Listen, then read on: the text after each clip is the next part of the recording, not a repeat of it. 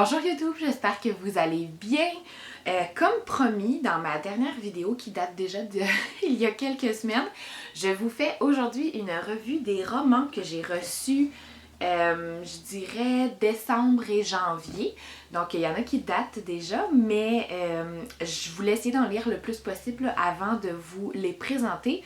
Toutefois, vous l'entendez peut-être dans ma voix ou dans mon nez congestionné, on s'est fait bombarder de virus ici à la maison depuis le mois de décembre. C'est pourquoi il y a eu un retard sur ma chaîne et donc un retard aussi là, dans la lecture de mes réceptions littéraires. Vous m'en excuserez. Je voulais en même temps remercier tant les maisons d'édition pour leur patience envers mon compte rendu, mais pour vous aussi, là, pour votre présence malgré mes semaines d'absence. J'en profite aussi pour dire que ce sont tous des livres que j'ai reçus de la part des maisons d'édition, mais pour lesquels j'ai pas d'obligation de créer du contenu, donc j'ai pas l'obligation de vous en parler tant ici ou sur Instagram. Je le fais vraiment juste parce que ça me plaît, puis parce que ça m'occupe pendant mon congé de maternité en même temps. Donc, je vais commencer ici avec le très gros livre de ceux qui n'aiment pas trop lire. C'est écrit par Frédéric Wolff et c'est publié à la maison d'édition La Bagnole et j'ai tellement ri en le lisant parce que, tu sais, ça a l'air d'être un bon roman bien épais, mais je vais vous montrer là. Donc, on voit qu'il y a des pages où il y a un seul mot. Donc, on vient diviser le livre avec plusieurs chapitres et on a des chapitres. Le but étant juste de faire dire aux enfants qui vont avoir lu ce livre-là, « Hey, j'ai lu un vraiment gros livre. » Tu sais, ici, on met même la mesure. Là, il mesure 1,8 cm, 316 pages lues, incluant celle-ci. Bravo! On vient jouer avec le lecteur, on vient le narguer, mais on vient en même temps, je sais pas moi, trouver comme des excuses. À un moment donné, il y a un chapitre que c'est une liste d'excuses qu'on pourrait servir à nos parents qui nous demandent de faire le ménage de notre chambre. Ben on peut pas parce qu'on est en train de lire, tu sais, des trucs comme ça. C'est vraiment très drôle. C'est un humour qui me plaît, qui va plaire aux élèves et surtout aux lecteurs récalcitrants. Donc je pense qu'il y a deux façons qu'on pourrait le présenter aux élèves. Soit en disant que c'était comme un des meilleurs livres qu'on a lu, puis que, oh mon Dieu, c'était tellement bon, tu le recommandes, puis que là, dans le fond, les enfants vont lire, puis ils vont bien voir qu'on se moque d'eux. Ou tu sais, d'y aller vraiment franc-jeu de comme, hey, toi t'aimes pas lire, lis ça puis on s'en reparle. Fait que bref, j'ai vraiment beaucoup aimé celui-là. Toujours chez La Bagnole, nous avons un roman graphique, roman illustré qu'on pourrait l'appeler, qui s'appelle Vieille branche. Malheureusement, je ne l'ai pas lu, puis je suis tellement désolée de le mettre dans ma pile alors que je ne l'ai pas lu parce que c'est un livre qui semble être une œuvre d'art. D'abord, regardez les pages de garde. Même, c'est juste les pages couverture, on s'entend.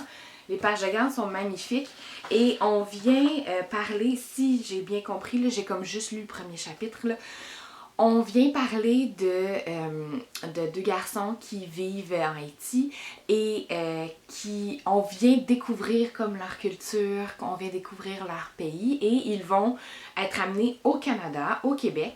Et là, on va vivre ce gros changement de culture avec eux. Ça semble être un mariage absolument magnifique tant entre l'illustrateur que l'autrice. J'ai vraiment hâte de m'y mettre. Je n'ai entendu que des belles critiques de ce roman. Regardez, là, je vous montre à l'intérieur. Il y a toujours comme des petites illustrations. Parfois des pages pleines. Encore des illustrations. Les illustrations sont vivantes, comme j'ai en tête le peuple, à quel point il doit être vivant quand on va visiter ce pays-là. Alors, vraiment hâte de le découvrir. Si vous l'avez lu, écrivez-moi dans les commentaires pour me convaincre de le mettre là, très haut dans ma pile. Mais c'est sûr que je vais le lire et que je vais vous en reparler dans les prochaines vidéos. 3 nouveautés chez Les Malins. Donc, je vais commencer ici avec Elliot Black en zone de guerre. Ça ici, c'est le premier roman de Martin Tremblay, si je ne me trompe pas. Puis, j'aime beaucoup jusqu'à date. Je suis rendue à peu près à la moitié, ça se lit vraiment vite, honnêtement. Et au début, j'hésitais parce que ça dit pour un public de 12 ans et plus. Puis moi, Étant enseignante au 3e cycle, je suis toujours mitigée pour le public, tu sais, justement pour du 12 ans et plus, parce qu'on a parfois des élèves qui sont très matures et qui veulent des sujets matures, mais que parfois ça va trop loin dans l'écriture. Donc c'est pour ça que moi je me fais un devoir de quand même les lire. Puis il y a d'autres fois où oui, c'est un sujet mature, mais qu'on répond quand même au degré de maturité, si je peux dire, de mes élèves. Ici, j'avoue que je sais pas. Je sais pas. 5e année, surtout début 5e année, je pense pas que j'ai des élèves qui seraient assez matures pour le lire. Mais fin 5e année, 6e année, oui. Ça commence, même si ça commence quand même de façon intense. Le premier chapitre, c'est le père de Mathias qui est un photographe de guerre et qui meurt là, dans le premier chapitre. Et ensuite, on était en Afghanistan, puis là, on revient dans le fond ici au Québec. Et on va vivre les répercussions de la mort du père auprès, dans le fond, dans la vie du petit garçon, et je dis petit garçon, là, mais il a 14 ans, et dans la vie de l'adolescent et de sa mère. Sa mère, c'est une... je m'excuse, je suis essoufflée. Je suis encore très enceinte et enrhumée. Sa mère, c'est une médecin, une pédiatre, et elle est aussi... elle fait partie d'un organisme de pédiatres sans frontières, si on peut dire. Et Mathias, les premiers chapitres, ça va vraiment pas bien. Mais il est en rébellion contre tout. Lui-même sait pas qu'est-ce qu'il a.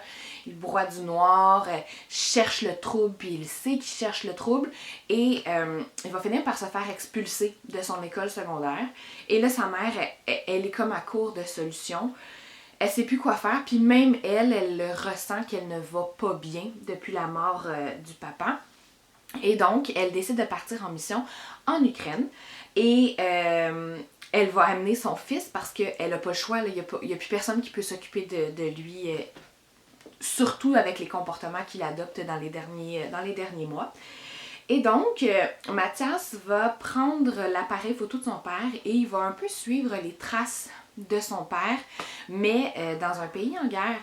Et au début, ça devait être une mission où ils allaient toujours être éloignés du front, qui allait être pratiquement sans danger, même si oui, il y a des alertes à la bombe, même si oui, ils vont voir des corps mutilés et tout, puis sont décrits, mais c'est pas...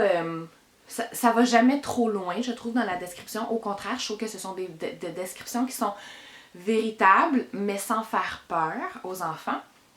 Et jusqu'à ce que la mission, ben là, ils vont devoir aller jusqu'au front. Et là, c'est là que je suis rendue. Donc, c'est vraiment... Moi, à date, j'aime beaucoup. J'ai trouvé que le vocabulaire dans les premiers chapitres était vraiment, vraiment poussé. Comme je le lisais, puis j'étais pas super concentrée cette journée-là. Et il a fallu que je m'arrête parce que je me suis dit, ben c'est sûr que c'est pour le secondaire, là. Finalement, plus j'avance, là, moins ça m'achale, le vocabulaire. Pas que ça m'achalait, là, c'était un très beau vocabulaire, mais c'est juste que parfois c'est un peu trop pour nos jeunes du primaire. Mais voilà, donc pour les plus matures de la fin du primaire, je pense que ça pourrait le faire, évidemment, avec des avertissements, mais tu sais, je pense que la couverture et le titre, la 4e de couverture, le dit bien, là, que dans quoi on s'embarque quand on lit cette histoire. J'ai ensuite lu Nous sommes vivants, donc La nuit ne dort jamais, de Yves Trottier. La couverture, elle est vraiment réussie, là, on s'entend, là, ça fait vraiment peur. Puis moi, personnellement, j'ai vraiment trouvé que l'ambiance, elle était épeurante. À un point où je pense pas que je vais le mettre dans ma bibliothèque de classe. Surtout présentement, je suis en 5e. T'sais, j'ai comme une armoire de métal dans ma classe où je mets des livres dans l'éventualité où je retourne en 6e. Peut-être que je le mettrai là, mais honnêtement, ben moi, ça m'a vraiment fait peur. On a l'histoire de jumelles. En fait, on a 2 histoires en parallèle, puis rapidement, on va comprendre que les 2 histoires sont liées. La première histoire se passe en Corée, puis les jumelles sont très âgées. Elles sont comme dans les années 60. Ils ont comme 70 ans. Il y en a une qui est internée dans un hôpital psychiatrique et l'autre qui ne l'est pas. Elle va aller la visiter, puis c'est une ambiance là, comme lugubre dans l'hôpital, puis finalement, elle va finir par se faire étrangler là, par sa sœur pendant l'une de ses visites. Mais on n'en sait vraiment pas beaucoup sur cette partie-là, parce que tout de suite après, on arrive avec les jumelles québécoises. Ce sont des jumelles qui ont 16 ans, si je me rappelle, qui ont été très proches à l'enfance, mais qui ne le sont plus vraiment à l'adolescence. Il y en a une qui s'est réfugiée dans ça va paraître drôle, dans la couleur rouge. Elle a comme fait une fixation sur la couleur rouge. Elle est plus introvertie, elle est comme catégorisée comme la weird, si je peux dire. Alors que t'as l'autre qui est ultra sportive, qui avait comme une grande colère refoulée, elle a décidé de l'utiliser dans les arts martiaux. Et elle est vraiment très très douée dans les arts martiaux. Elle a son amoureux et tout, puis sa vie va vraiment bien, là, disons-le. Et il y a du monde qui commence à venir voir la jumelle qui va bien pour lui dire que non seulement sa sœur c'est une weird, mais comme là il se passe des affaires qui sont vraiment weird avec sa sœur. Sa sœur vient les visiter pendant qu'il rêve. Donc il rêve à la sœur jumelle, là je me rappelle plus comment elle s'appelle, Lena? Lena, ouais. Il rêve à Lena dans la nuit. Ils ressentent qu'il y a un malaise pendant le rêve, mais ils se sentent comme obligés d'agir ainsi. Puis quand ils se réveillent le lendemain, ben Lena fait comme si ce qui s'était passé dans leur rêve était réel. Et toutes les personnes qui étaient présentes dans le rêve ont rêvé à la même chose et sont connectées dans leur rêve. Donc là, on a comme cet aspect paranormal là. Et dans les rêves, il y a toujours la présence d'une femme qui semble coréenne à l'extérieur et qui rit, qui observe la scène et qui semble bien satisfaite de la scène, mettons. Fait que c'est ça. Je sais pas si je réussis à vous décrire comment, au début, t'es comme « Qu'est-ce que c'est ça? Qu'est-ce qui se passe? » Mais là, il va falloir que dans le fond, Jessie, l'autre sœur jumelle, elle jongle avec tout ça. Là, il y a une espèce d'histoire avec un amoureux aussi, que là, l'amoureux, pendant un rêve, aurait embrassé sa sœur jumelle. Puis là, elle est vraiment dévastée de ça. Elle le voit comme une infidélité. Puis, bref. Je sais pas si ça se ressent quand je le décris, que je trouve que c'est peut-être plus une histoire effectivement pour le secondaire. Il était affiché pour les 12 ans et plus, toujours moi dans mon optique de est-ce que ça pourrait faire pour le primaire. J'avoue que celui-là, je suis quand même mitigée. Et là, d'autant plus que je me suis rendue à peu près à la moitié, puis là ça devient sanglant. Là. Comme là, il y a des choses vraiment épeurantes qui s'en viennent. On vient parler un peu d'intimidation aussi, puis donc... ça me semble vraiment réussi, mais pas pour le primaire, pour le secondaire. Et la dernière nouveauté chez Les Malins, c'est ici Myriane, donc le tome 4. Myriane, c'est une série que j'adore d'Émilie Ouellette. Je l'adore de par son authenticité. Chacun des personnages est authentique, est agréable à lire, on peut le reconnaître.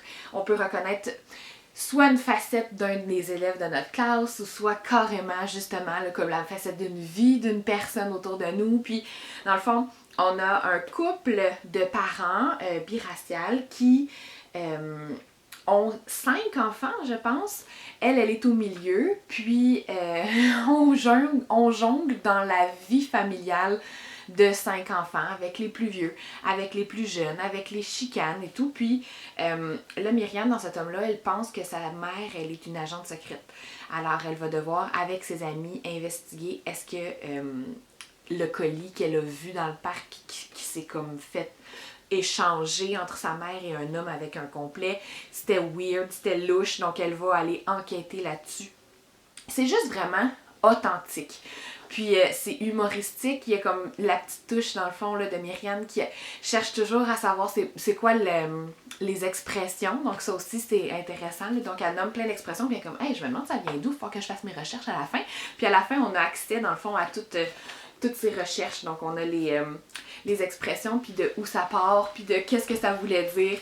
On a un ton qui est humoristique, c'est vraiment juste une belle petite série, là, je trouve bonbon pour deuxième et troisième cycle.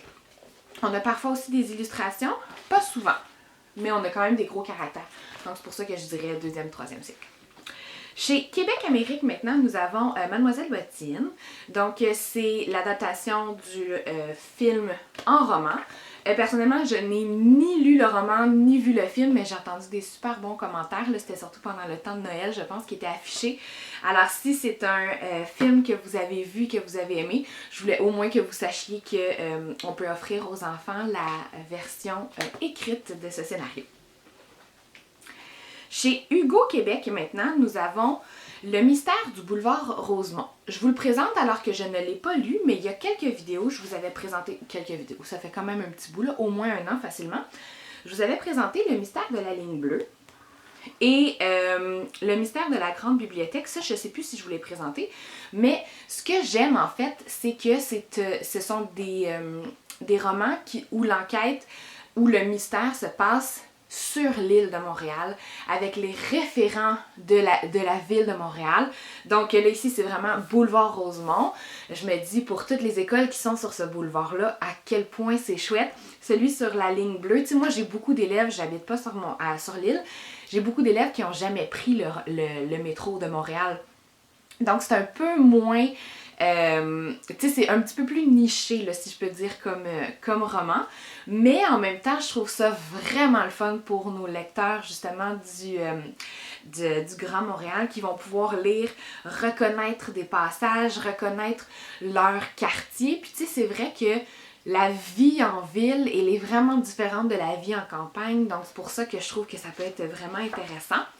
Petit bémol, moi, ça m'achale toujours là, dans mes lectures quand il y a plein d'illustrations comme ça.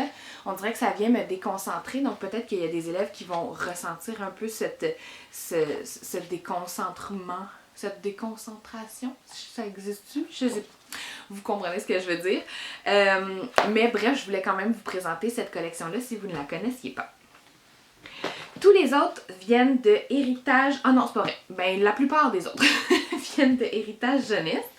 Donc, nous avons ici une nouveauté dans la collection unique. Donc, c'est une collection, vous connaissez, j'en parle souvent, collection de romans poésie avec des thèmes coup de poing. Ici, j'aurais aimé avoir un avertissement au début parce que j'avais aucune idée du sujet. Je l'ai juste commencé alors que j'allais me faire des prises de sang, puis j'étais dans la salle d'attente et je m'attendais pas du tout à ce qu'on parle en fait d'une histoire de viol qui est, entendez-moi, qui est importante d'en parler, qui est importante de sensibiliser les enfants, mais je m'attendais pas à ça, puis tu sais, moi, ça l'a fait réveiller des choses en moi que je me dis, on sait pas qu'est-ce que ça peut faire pour les enfants.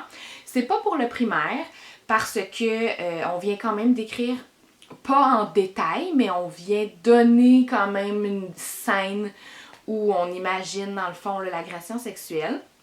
Et on vient parler aussi de tout ce qui est relation, faire plaisir à l'autre et tout. Donc, je pense que au primaire, on est un petit peu moins dans ce genre de relation-là. Mais pour le secondaire, je pense que ça peut être intéressant à au moins ajouter dans votre collection unique. C'est sûr qu'à la toute fin, j'étais contente qu'une autre personne sache qu'est-ce qu'elle a vécu et lui vienne en aide, ne serait-ce que pour de l'écouter et lui dire qu'elle la croit.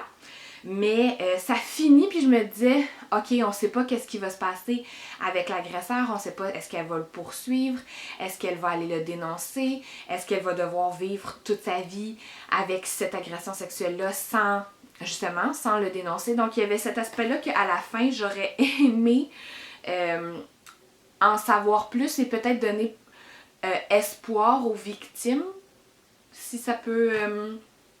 espoir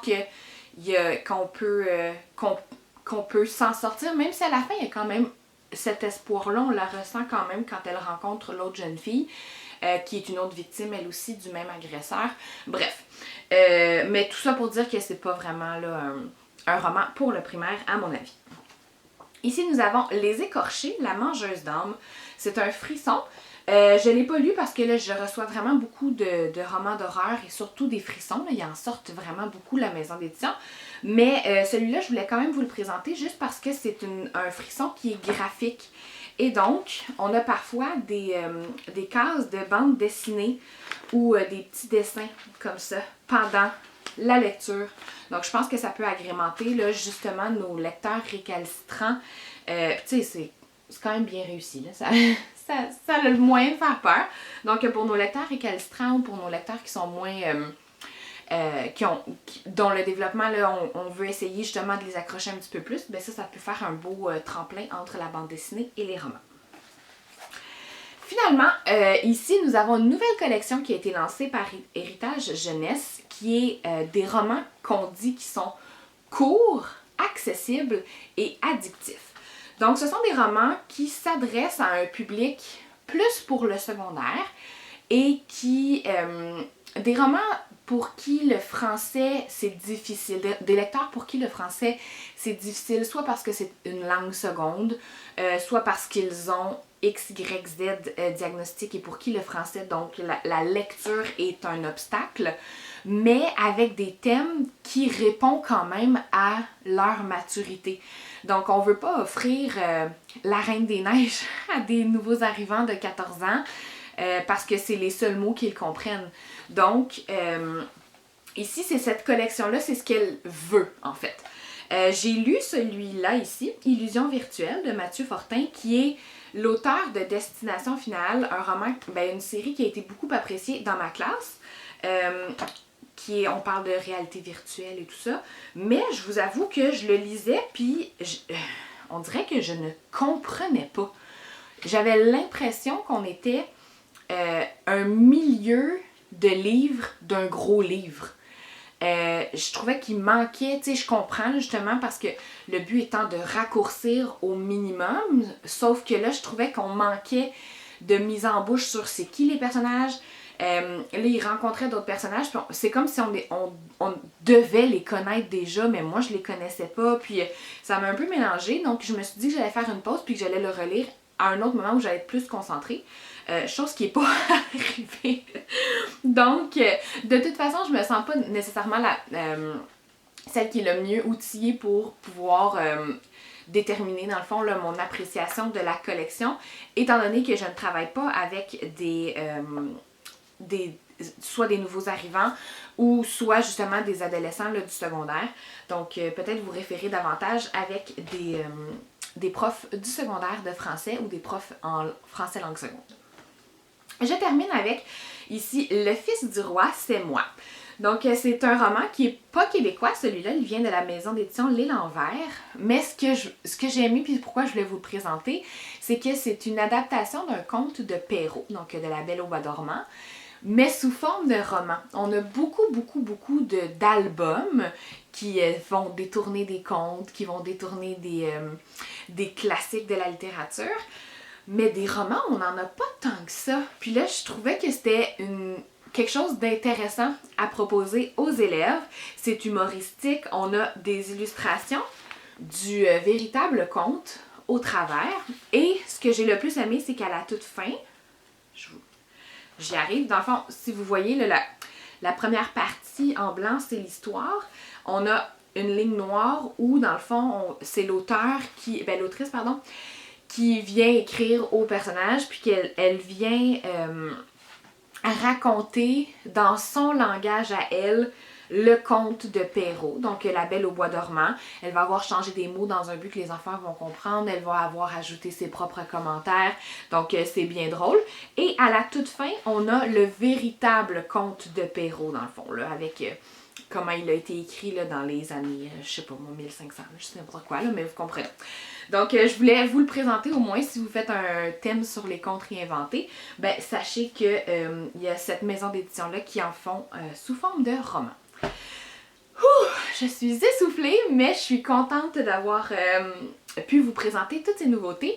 Et on se retrouve dans une prochaine vidéo pour les albums, les documentaires et j'ai aussi des bandes dessinées à vous présenter.